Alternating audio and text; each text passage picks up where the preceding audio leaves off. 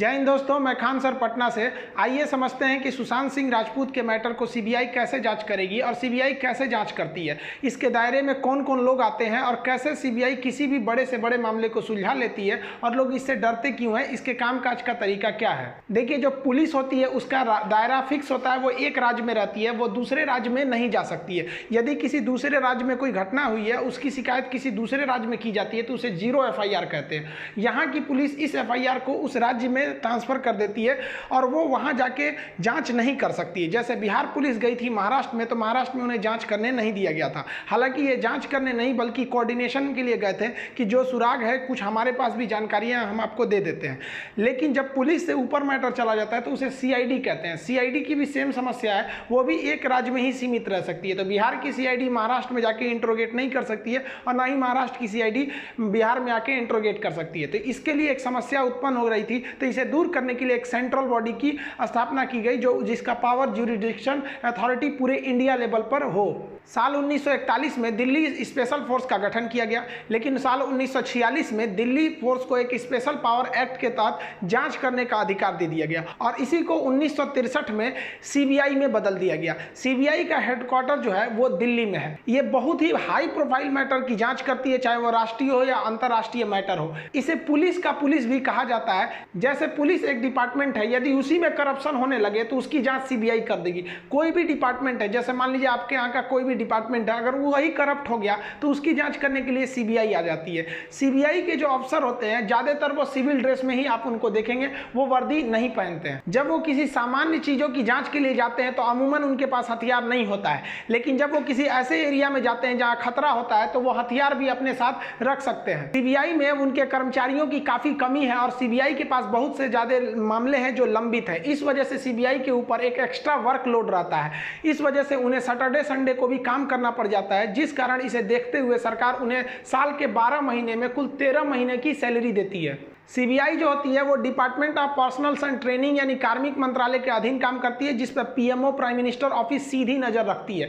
किसी भी मामले की जांच के लिए सीबीआई को बुलाने के लिए राज्य सरकार की सहमति का आवश्यक है, केंद्र सरकार भी सहमति देनी चाहिए। लेकिन अगर राज्य सरकार अपनी सहमति नहीं देती है तो सुप्रीम कोर्ट या हाई कोर्ट के आदेश पर सीबीआई जांच को कराया जा सकता है। हाई कोर्ट और सुप्रीम कोर्ट सीबीआई से आग्रह नहीं करती है बल्कि आदेश देती है कि आप इस मामले की जांच करें। एक बार जब जांच सीबीआई को मिल जाती है तो सीबीआई का दायरा पूरे हिंदुस्तान में है। ये किसी के अंडर में अब नहीं आएंगे, ये किसी से भी इंट्रोगेट कर सकते हैं। आप देखे होंगे बिहार पुलिस के जब एसपी जब गए थे विनय तिवारी महाराष्ट्र में, तो इन्हें क्वारंटीन कर दिया गया था, इन्हें कोई भी सहयोग नहीं दिया गया था। लेकिन जब इसी कमांड को अगर सीबीआई अपने हाथ में ले लेती है तो सीबीआई पर किसी भी तरह का कोई दबाव नहीं रहता है, ना ही कोई लोकल एमपी एमएलए या मंत्री का कोई दबाव रहता है। अमूमन ऐसा देखा जाता है कि आपका अगर आप पहुंच वाले हैं या फिर आप बहुत ज्यादा रसूख रखते हैं तो पुलिस स्टेशन में आपकी कुछ ज्यादा अच्छे से इंट्रोगेट पुलिस नहीं कर पाती है। लेकिन यह समस्या सीबीआई के पास नहीं रहती है, सीबीआई पर किसी का भी दबाव नहीं रहता है। सीबीआई को यदि अंदेशा हो जाता है कि नहीं, इस मामले में अगर पुलिस डिपार्टमेंट का ही कोई बड़ा से बड़ा अफसर क्यों नहीं संदिग्ध है तो वो उसकी भी जांच कर सकती है। जबकि अगर कोई पुलिस डिपार्टमेंट करेगी तो वो खुद डरती है अपने बड़े अफसर से इंट्रोगेट करने के लिए। लेकिन सीबीआई के साथ इस तरह की कोई समस्या नहीं है। सीबीआई जो है एकदम एडवांस टेक्नोलॉजी का प्रयोग करती है। वो उसे जिस लोगों का जरूरत की होगी उन्हें लोकेशन को ट्रेस कर लिया जाएगा, उन्हें इंट्रोगेट के लिए बुलाया जा सकता है। इनके जो स्पाई होते हैं, जो जासूसी होती है, वो काफी स्ट्रिक्ट होती है। इनको जिन पर भी संदेह रहेगा उनको एकदम बेहतरीन ढंग से उनका इंट्रोगेट किया जाएगा। यदि आप सीबीआई के जांच में सहयोग नहीं करते हैं तो आपको अरेस्ट भी किया जा सकता है, चाहे आप कितने भी बड़े अधिकारी क्यों ना है। सीबीआई की जो सबसे बड़ी पावर हो जाती है वो सीबीआई के विभिन्न डिपार्टमेंट को लेकर, वो आपके धन की लेन देन भी जांच कर सकती है, डिजिटल की लेन देन की जांच कर सकती है, आपके मोबाइल ट्रेस को कर सकती है, ईच एंड एवरी चीज को कर सकती है। जबकि पुलिस के पास ये समस्या नहीं है। अगर मान लीजिए कि कोई मामला आता है, जैसे अभी रिया चक्रवर्ती पे आरोप लग रहा है कि सुशांत सिंह राजपूत के अकाउंट से बहुत कम समय में 15 करोड़ रुपए को ट्रांसफर कर लिया गया, तो पुलिस इसकी जांच अच्छे से नहीं कर पाएगी। जबकि सीबीआई के पास एक स्पेशली इसके लिए डिपार्टमेंट है, वो तुरंत जांच कर लेगा कि कहां अकाउंट से पैसा आया और कहां तुरंत चला गया। हालांकि इसकी पैसे की जांच के लिए एक बेहतरीन डिपार्टमेंट है ईडी, इन्फोर्समेंट डायरेक्टरेट, प्रवर्तन निदेशालय, ये वित्त मंत्रालय के अधीन ही काम करता है।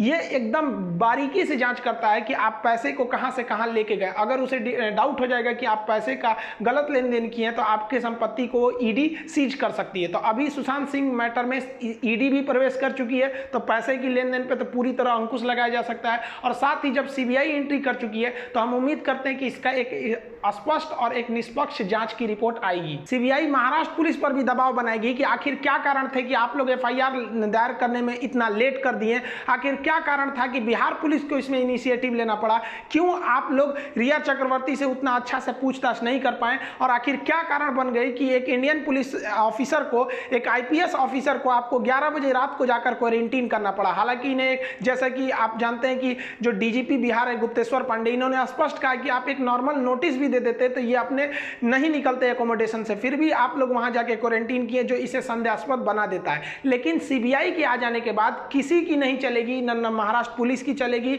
न महाराष्ट्र के जो बीएमसी है उनकी भी चलेगी, और ना ही वहां की गवर्नमेंट की चलेगी। ये टोटल सेंट्रलाइज्ड डिपार्टमेंट काम करेगा। बात करते हैं कि सीबीआई में प्रवेश कैसे लिया जाता है। कोई भी अगर विद्यार्थी चाहता है कि मुझे भी सीबीआई में जाना हो तो उसके लिए उसका ग्रेजुएट होना जरूरी है, और उसके लिए एसएससी का एग्जाम देना होता है जो ग्रेजुएट लेवल पर होता है, जिसे कंबाइंड ग्रेजुएट लेवल सीजीएल कहते हैं। इस एग्जाम के माध्यम से उसे math, reasoning, English, general studies, current affair पर अच्छा पहुंच होना चाहिए, जिसकी वजह से उसे टीयर 1, टीयर 2 पास करने के बाद उसे इंटरव्यू में फाइनली जाना पड़ता है। उसके बाद उसे डिपार्टमेंट दिए जाते हैं, रैंकिंग्स के हिसाब से सीबीआई में आपका सिलेक्शन होता है। इसके अलावा सीबीआई जाने का एक और रास्ता है जिसे डिप्यूटमेंट कहते हैं। आप किसी राज्य पुलिस में यदि कार्यरत हैं तो आपकी जो परफॉर्मेंस रेट है उसके हिसाब से सीबीआई जो होती है वो राज्य पुलिस से भी कर्मचारियों को सेलेक्ट करके अपने यहाँ भर्ती कर लेती है।